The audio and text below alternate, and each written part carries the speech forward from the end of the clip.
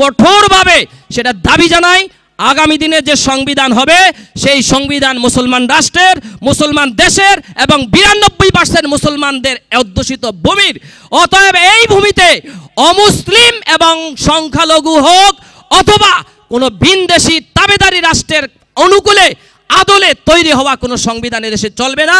এদেশে চলবে একমাত্র ইসলামী সংবিধান, ইসলামী রাষ্ট্র ব্যবস্থা, যে সংবিধান তথা কোরআনের আইন, কোরআনের রাষ্ট্র ব্যবস্থা, সেই আদলে সেই অনুকূলে সংস্কার করে আমাদের দেশে সংবিধান তৈরি হতে হবে।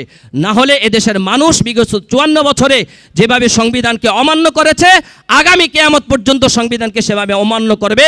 সেই ধারা যেন আর তৈরি না হয়, আমার যেন আবার রক্ত দিতে না হয়, আমার ভাই যেন আবার গুলি খেতে না হয়, আমার বোনের যেন ইজ্জত নিয়ে সিনেমিনি খেলা না হয়, এই অবস্থা যেন আমরা না দেখি। মায়ের রমজানের শীর্ষ আলোচনা সভা ওই গণ ইফতারের এখন প্রধান অতিথির মূল্যবান বক্তব্য রাখবেন সাবেক ছাত্রনেতা, ইসলামী আন্দোলন বাংলাদেশ ঢাকা মহানগর উত্তরের প্রচার ও দাওয়া বিষয়ক সম্পাদক জননেতা মাওলানা মুফতি মাসুদুর রহমান। গণমানুষের প্রিয় সংগঠন ইসলামী আন্দোলন বাংলাদেশ ঢাকা মহানগর উত্তরের আওতাধীন আদাবর থানা শাখা কর্তৃক আয়োজিত আজকের এই গণ ইফতার মাহফিলের সম্মানিত সভাপতি উপস্থিত রয়েছেন, আমাদের সহযোগী সংগঠন সহ মাদার সংগঠন, বিভিন্ন সংগঠনের দায়িত্বশীল বৃন্দ এবং আমার সামনে ইফতার নিয়ে অপেক্ষারত আল্লাহর জমিনে আল্লাহর দিন বাস্তবায়নকারী আল্লাহর এই সৈনিকরা। আমরা আজকে যেখানে বসে ইফতার করছি, যেই মাটিতে বসে, 90 দশকের কথা এখানে যারা আছেন মুরব্বী চিন্তা করেন, এখানে বালু ছিল, পানি ছিল, ছিল কি না? হ্যাঁ, আমি 92 সাল থেকে রায়ের বাজার হাজারীবাগে আছি, 92 সাল থেকে। তাহলে এগুলো কি ছিল? পানি ছিল না? আমরা 2 টাকা দিয়া ওয়াশপুরে যেতাম। রায়ের বাজার গদিঘর আমি পড়াশোনা করেছি। আমার রাজনীতির বয়স চলে 26। এখান থেকেই রাজনীতি করা মূলত। তা আল্লাহ তাআলা দরবারে শুকর যে আল্লাহ রাব্বুল আলামিন পানির উপরে জমিন করে দিয়েছেন, বালু ভরাট করে জমিন করে দিয়েছেন, প্রতিষ্ঠান হয়ে গেছে, আমরা এখানে বসতে পেরেছি। এই জন্য আল্লাহ দরবারে শুকরিয়া আদায় করা দরকার না? আল্লাহ রাব্বুল আলামিনের দরবারে আমরা শুকরিয়া আদায় করি প্রাণ খুলে আলহামদুলিল্লাহ। এরপরে ইসলামী আন্দোলনের মতন একটি সুশৃঙ্খল সংগঠনে একেবারে নিশ্চিন্তাপ, একেবারে পিনপতন নীরবতার সাথে আমরা ইফতার নিয়ে অপেক্ষা করছি এবং কিছু দিনই কথা শুনছি দিনের সঠিক বুঝ পাওয়ার জন্য। এই যে পরিবেশ আল্লাহ তৈরি করে দিয়েছেন ইসলামী আন্দোলনের মাধ্যমে এবং ইসলামী আন্দোলনের জানবাজ কিছু কর্মীদের মাধ্যমে, কিছু সৈনিকদের মাধ্যমে, এদের জন্য শুকরিয়া আদায় করা দরকার না? তাহলে আবার বলি আলহামদুলিল্লাহ। ইসলামী আন্দোলন বাংলাদেশ কি ও কেন আপনারা শুনেছেন। আমি একেবারে স্বাভাবিকভাবে 2টা কথা বলছি।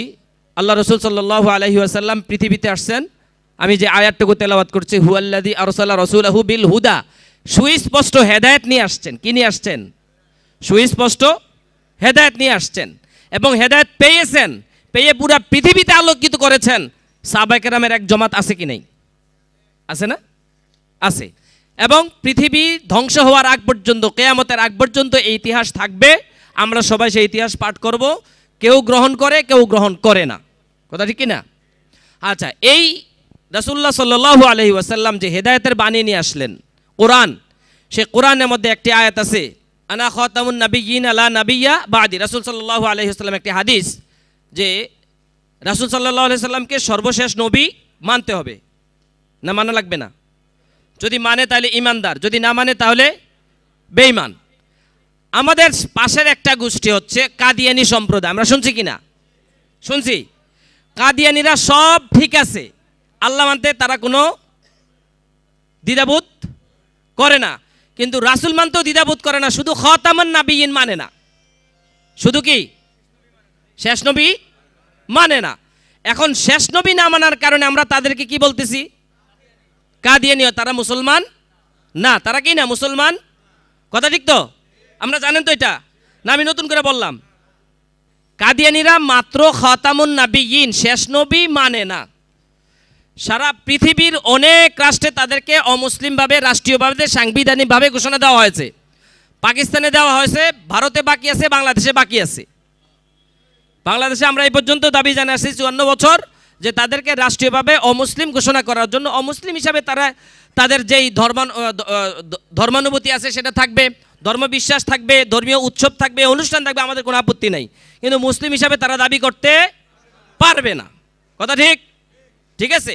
তাহলে এখন আসেন, কাদিয়ানীরা শুধু খাতামুন নবীন শেষ নবী মানে নাই, এই জন্য যদি অমুসলমান হয়ে থাকে তাহলে আমি আপনি সাংবিধানিকভাবে, বাংলাদেশের সাংবিধানিকভাবে প্রায় 500 থেকে 550 আয়াতকে অস্বীকার করছি, অমান্য করছি রুল এবং রেজুলেশনের ভিত্তিতে, তাহলে আমাকে আপনাকে কি বলতে হবে? একটু বিপদে ফেলে দিলাম, কি বলেন?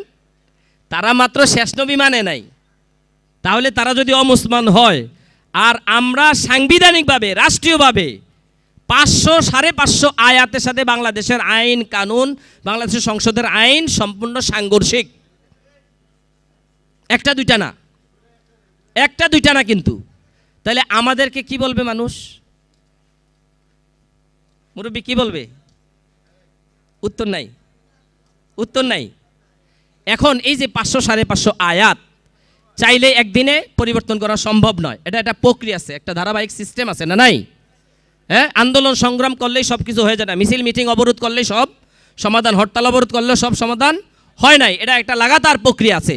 ইসলামী আন্দোলন বাংলাদেশ, বাংলার জমিনে ইসলাম প্রতিষ্ঠার জন্য এই লাগাতার কর্মসূচির একটি অংশ হচ্ছে যে এই যে সংবিধানটা আছে, বাংলাদেশের মানুষ হলো 92% মুসলমান। কত পার্সেন্ট?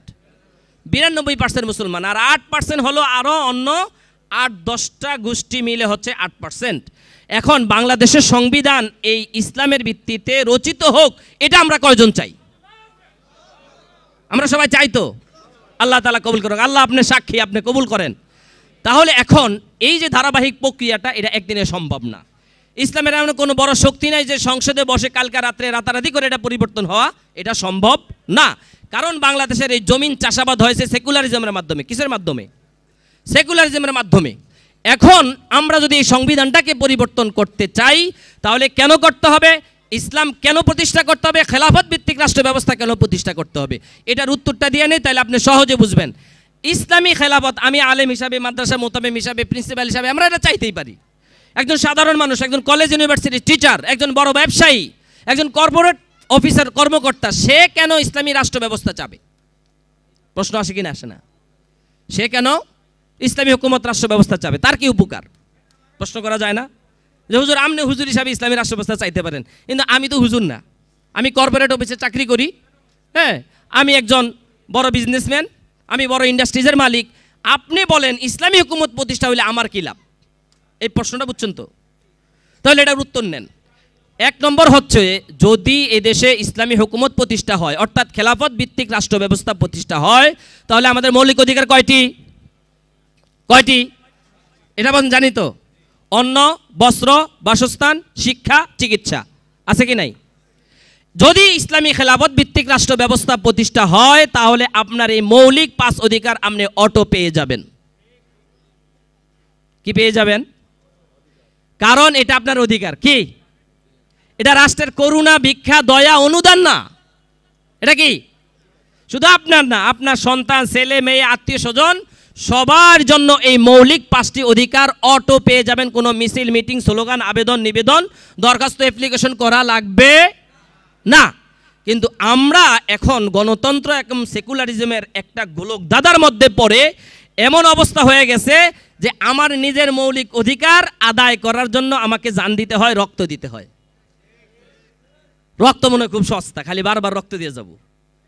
একজনের পর একজন ক্ষমতা আসবে, তাকে আবার ক্ষমতা থেকে নামানোর জন্য আমরা খালি রক্ত দিয়ে যাব, বুলেট খেয়ে যাব, মার খেয়ে যাব, আর পুলিশের বেদানি খাবো, আর জেলে যাব। আল্লাহ কি এই জন্য দুনিয়াতে আমাদেরকে পাঠাইছিল? বলেন, দুনিয়া থেকে আল্লাহ এই জন্য পাঠাইছিল আমাদেরকে? বরং আল্লাহ তাআলা আমাদেরকে দুনিয়াতে পাঠাইছেন কি জন্য? আল্লাহ তাআলার খেলাফত ভিত্তিক রাষ্ট্র ব্যবস্থা প্রতিষ্ঠার জন্য। ওমা খলাকতুল জিন্না ওয়াল ইনসা ইল্লা লিয়াবুদুন, ইবাদত। আর একটা হচ্ছে ইন্নী জাইলুন ফিল আরদি খলিফা, খেলাফত ব্যবস্থা প্রতিষ্ঠার জন্য। কিন্তু আমরা যখনই খেলাফত ব্যবস্থা থেকে সরে গেলাম তখনই আমাদের উপরে গণতন্ত্র এসে চেপে বসলো। আমার টাকায়, আমার ট্যাক্সে গাড়িতে পতাকা লাগায় ঘুরে আরেক মায়ের ছেলে, আর আমি লাত্তি উষ্টা খাই। আমি কি খাই? লাতি উষ্টা খাই, মশার কামড় খাই, মশার ওষুধ দেওয়ার জন্য আমাকে সিটি কর্পোরেশনের কাউন্সিলের কাছে 13 বার যাওয়া লাগে। এলাকার নেতা পঞ্চায়েত কমিটি মিলে কতজনের যাওয়া লাগে মশার ওষুধ দেওয়ার জন্য। অথচ আমি যেখানেই যাই টোল আমাকে দেওয়া লাগে কিনা? পদ্মা ব্রিজ দিয়ে ক্রস করবেন, টোল দেবেন না? হ্যাঁ, যাওয়া লাগে। তাহলে আমার ট্যাক্সের পয়সায় কিন্তু আমি সেবা গ্রহণ করতে গিয়ে আমাকে আন্দোলন সংগ্রাম মিছিল মিটিং করতে হয়। যদি ইসলামী খেলাফত ব্যবস্থা প্রতিষ্ঠা থাকে তাহলে আমি শুধু এখানে বসে বাটন চিপবো, আওয়াজ দিব, চিৎকার দিব। দায়িত্বে যারা থাকবে তাদের কাজ হলো আমাকে এসে সেবা দিয়ে যাওয়া। কি করা? এখন আপনি চেয়ে খাবেন, ভিক্ষা করে খাবেন, না নিজের জায়গায় বসে খাবেন, সিদ্ধান্ত আপনার। যদি বলেন যে আমি ভিক্ষা চিক্ষা করে খামু, দেন দরবার করে খামু, তাহলে আপনার ব্যাপার আমার কোনো বক্তব্য নাই। ক্লিয়ার? আর যদি বলেন না আমি আমার জায়গায় বসেই থাকবো, আমি রাষ্ট্রকে ট্যাক্স দেই, আমি ভ্যাট দেই, আমি রাষ্ট্রের উৎপাদন উন্নয়নে আমার অবদান আছে, আমার সন্তান পড়াশোনা করতেছে, আমার সন্তান এদেশে অবদান রাখে, তাহলে আমার কিছু কথা আছে। কি কথা? যে আমার নাগরিক সুবিধাটা আমাকে এসে দিয়ে যেতে হবে। যদি এটা দিয়ে যেতে হয় তাহলে ওমরের শুধু গল্প শুনেছেন যে ওমর রাদিয়াল্লাহু তাআলা মহিলার বাড়ির পাশে গেছেন, খবর নিছেন, এগুলো আসলে গল্প না, এগুলো আমাদের জন্য শিক্ষা, ইতিহাস, বাস্তব। কিন্তু দুর্ভাগ্য আমরা শুধু সেগুলো গল্পের আকারে ওয়াজের মাধ্যমে শুনতেছি, বাস্তবে করার বা দেখে যাওয়ার কোনো চিন্তা পরিকল্পনা আমাদের নাই।